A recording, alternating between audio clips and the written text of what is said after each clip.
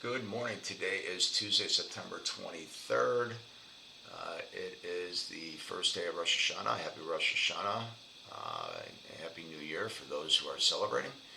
Let's get right into the economic data right now.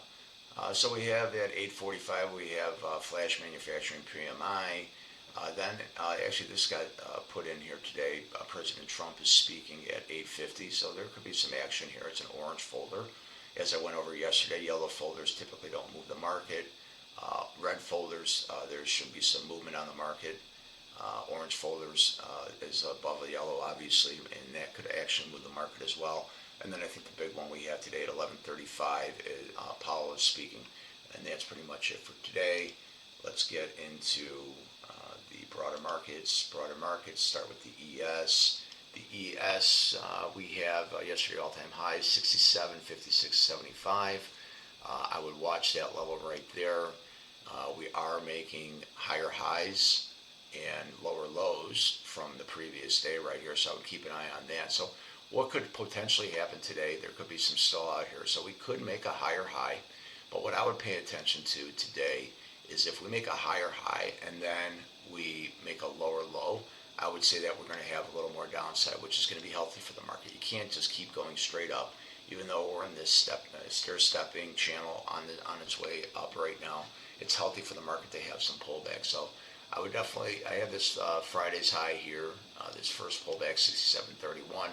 Not really I don't think it's that great deal of a level, but it is a level to pay attention to. You always have to pay attention to previous day highs and see how the market reacts right there.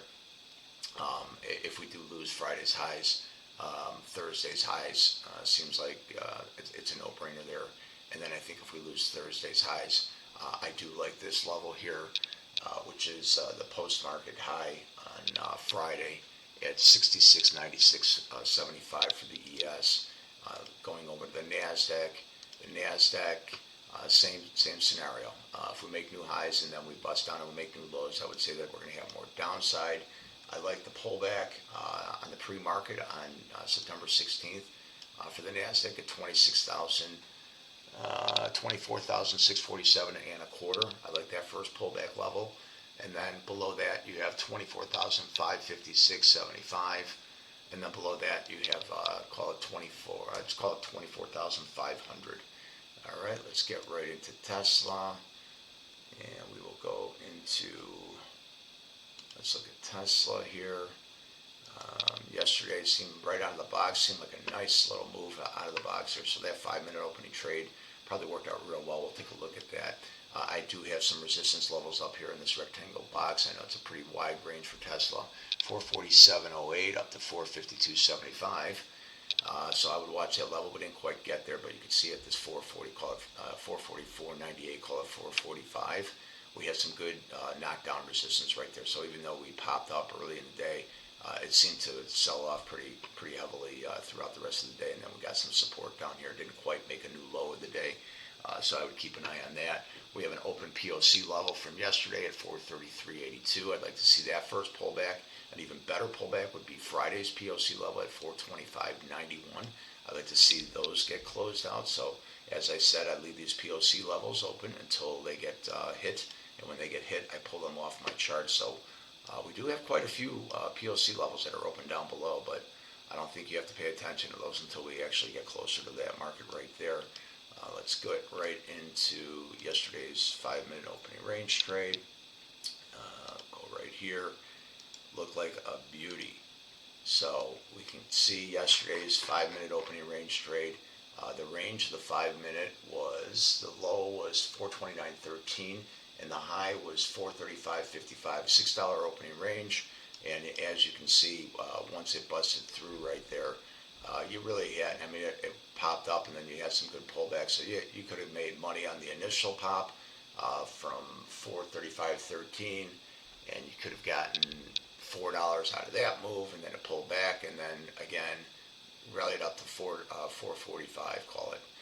So what I want to go over is on the premium prices. So based on yesterday, the opening range, so I have my call options on the top and I have my put options on the bottom. So if the market's rallying up, I want to be looking at this call option. So because we have a few days till the expiration, which is all on Friday, I always use, I always give myself a little wider spread on my strike price. And so I have 450 calls up here that are expiring tomorrow. So we can go over this trade actually on how your premium price would move. So I'm going to show you. We can go back to yesterday's opening. Okay, and so when I show you where the opening was, you can see on the right, this gray line right here, it shows you exactly where you would pay on that premium price. So right here, you can see the opening here, call it $5.25. So this is right here, this is a 1 minute chart. So this is 1 minute, 2 minute, 3 minute, 4 minute, 5 minute. Okay, so this is right here.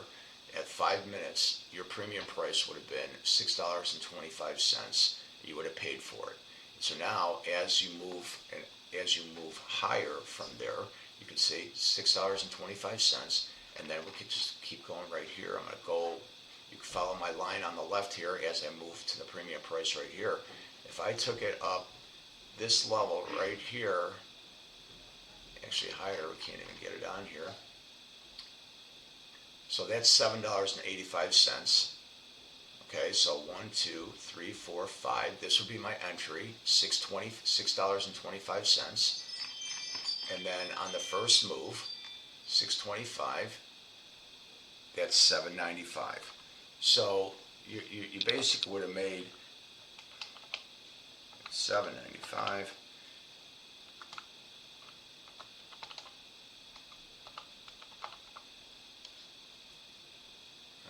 And my brain is moving a little slow right now. So if you bought it the first move at 1, 2, 3, 4, 5 right here, $6.25, and then we took it up here, you would have made basically like $1.70 on a one lot. So if you bought it at $1.70, if you bought a one lot, it would have cost you $670, and you could have made $170 on a one lot.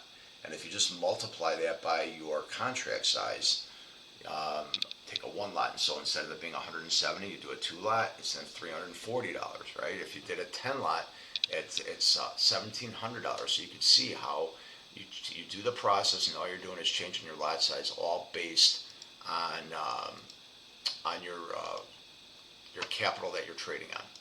Anyways, that is a short little quick tidbit there, and I will give you another little tidbit here on how you can recognize how far to actually take your trades or use your stops.